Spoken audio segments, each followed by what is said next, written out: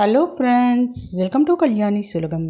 இன்றைக்கி இந்த வீடியோவில் ரொம்ப ஆரோக்கியமான ராகி சேமியா உப்புமா ப்ளஸ் ராகி சேமியா புட்டு செஞ்சு காமிக்க போகிறேன். வாங்க செய்ய ஸ்டார்ட் பண்ணலாம். 2 சேமியா பாக்கெட் எடுத்திருக்கேங்க. ராகி சேமியா அனில் பிராண்ட் எடுத்திருக்கேன். நீங்கள் எந்த பிராண்ட் வேணாலும் எடுத்துக்கோங்க. இதை தண்ணியில் நனைச்சி எடுக்கணும். நீங்கள் ஒரு பாத்திரத்தில் தண்ணி விட்டுட்டு அதில் நீங்கள் ராகி சேமியா போட்டிங்கன்னா குழையிறதுக்கு வாய்ப்பு இருக்குது.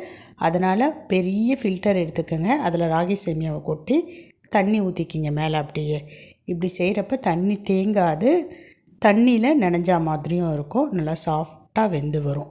இந்த மாதிரி தட்டில் கொட்டிக்கங்க. இப்போ இதை இட்லி பானையில் வச்சு வேக வச்சு எடுக்க போகிறோம்.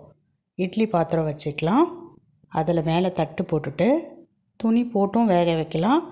இன்றைக்கி நான் டைரெக்டாக தான் வேக வச்சு காமிக்க போகிறேன். அதில் அந்த குழியில் ராகி சேமியா ஃபுல்லாக நம்ம எடுத்துக்கலாம். இப்போ ராகி சேமியா ஃபுல்லாக சேர்த்தாச்சு. இப்போ தட்டு போட்டு ஒரு 10 நிமிஷம் மீடியம் ஃப்ளேமில் விட்டிங்கன்னா நல்லா வெந்துடும். வெந்துருச்சான்னு எப்படி கண்டுபிடிக்கலான்னு பார்த்தீங்கன்னா, சுற்றி ஆவி வரும். அது மட்டும் இல்லாமல் நல்ல வாசனை கமன்னு வருங்க. இந்த ராகி ஸ்மெல் நல்லா வரும். அதை வச்சே நம்ம கண்டுபிடிச்சிடலாம். இப்போ நான் ஓப்பன் பண்ணி காமிக்கிறேன் பாருங்கள். பார்க்குற பார்வைக்கே பார்த்திங்கன்னா நல்லா மினுமினுன்னு இருக்கும். நல்லா வெந்ததை ஈஸியாக நம்ம பார்வையிலே கண்டுபிடிச்சிடலாம். உங்களுக்கு டவுட்டாக இருக்குன்னா கையில் எடுத்து ப்ரெஸ் பண்ணி பாருங்கள். நல்லா மசிஞ்சு வரணும். இப்போ நான் கீழே இறக்கி வச்சிட்டேன். ஒரு பேன் வச்சுக்கலாம், இல்லை கடாய் வச்சுக்கோங்க, உங்கள் விருப்பம். அதில் எண்ணெய் விட்டுக்குங்க. இப்போ நான் பாதி அளவு பார்த்திங்கன்னா சேமியா உப்புமாவும் மீதி பாதி அளவு புட்டு செஞ்சு காமிக்க போகிறேன். எண்ணெய் சூடான பிறகு நம்ம கடுகு பொரிய விட்டுக்கலாம். கூடவே கொஞ்சமாக சீரகம் சேர்த்துக்கலாம். கடலைப்பருப்பு உளுத்தம்பருப்பு சேர்த்துக்கிறேன். எனக்கு கொஞ்சம் அதிகமாக சேர்த்தா ரொம்ப பிடிக்கும். அதனால் பருப்பு ஐட்டத்தை கொஞ்சம் கூடுதலாக சேர்த்துக்கிறேன். ஒரே ஒரு காய்ந்த மிளகாய் சேர்த்துக்கிறேன். கூடவே 2 வெங்காயம், கொஞ்சம் பச்சை மிளகாய், 2 பச்சை மிளகாய், ஃப்ரெஷ்ஷான கருவேப்பிலை இதெல்லாம் சேர்த்துட்டு கொஞ்சம் பொறுமையாக வதக்கிக்கலாம். தேவையான அளவு உப்பு சேர்த்துக்கலாம். கொஞ்சம் டைம் எடுத்து பொறுமையாக வதக்கிக்கலாம். ஏன்னா நம்ம இதில் தண்ணிலாம் சேர்க்க போகிறது கிடையாது. அதனால் வெங்காயம் வதங்கிறதுக்கு கொஞ்சம் டைம் கொடுத்து நல்லா வதக்கிக்கலாம்.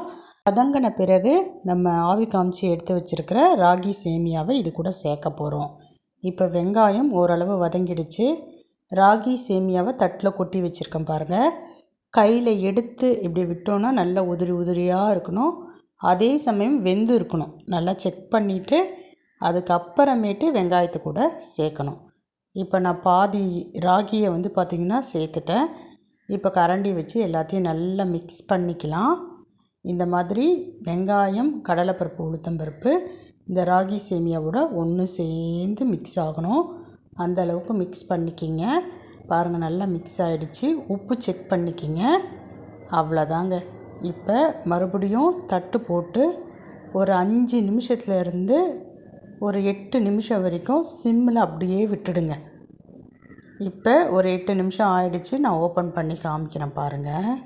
நல்ல வாசனையாக இருக்குங்க. அந்த ராகி வாசனை ரொம்பவே சூப்பராக இருக்கும். பாருங்கள், சூப்பரான ராகி சேமியா உப்புமா ரெடி ஆகிடுச்சு. ரொம்ப ருசியாக இருக்கும். உப்புமான்னு இதை சொல்லவே முடியாது, அவ்வளோ டேஸ்ட்டாக இருக்கும். பாருங்கள், நல்ல உதிரியாக இருக்கும். அதே சமயம் நல்லா வெந்து இருக்கும். நம்ம சாப்பிட்றதுக்கு அவ்வளோ டேஸ்ட்டாக இருக்கும். ஒரு முறை செஞ்சு கொடுத்தீங்கன்னா கண்டிப்பாக அடுத்தடுத்து உங்கள் வீட்டில் ராகி சேமியா தான் வேணும் அப்படின்னு சொல்லுவாங்க. எல்லாத்துக்கும் மேலே உடம்புக்கு ரொம்ப நல்லதுங்க. சூப்பராக உதிரியாக ராகி சேமியா ரெடி ஆகிடுச்சு பாருங்கள். அடுத்ததாக நான் ராகி சேமியா புட்டு செஞ்சு காமிக்க போகிறேன். இப்போ நம்ம ஏற்கனவே வேக வச்சு இறக்கி வச்சுருக்கோம் இல்லைங்களா, பாதி சேமியா உப்புமா செஞ்சிட்டோம். மீதி ராகியில் அப்படியே ஏலக்காய், கொஞ்சமாக உப்பு, தேவையான அளவு தேங்காய் பூ, அடுத்ததாக பார்த்திங்கன்னா நாட்டு சக்கரை, அப்படி இல்லைன்னா வெள்ளை சக்கரை, எந்த சக்கரை வேணாலும் சேர்த்துக்கலாம். நான் நாட்டு சக்கரை சேர்த்துக்கிறேன். அவ்வளோதாங்க. ராகி சேமியா புட்டு ரெடி ஆகிடுச்சு. இதுவும் ரொம்பவே சூப்பராக இருக்கும். ஒரு ஹெல்த்தியான பிரேக்ஃபாஸ்ட் அப்படின்னு சொல்லலாம். செஞ்சு பார்த்து எப்படி இருக்குன்னு சொல்லுங்கள். பாய்.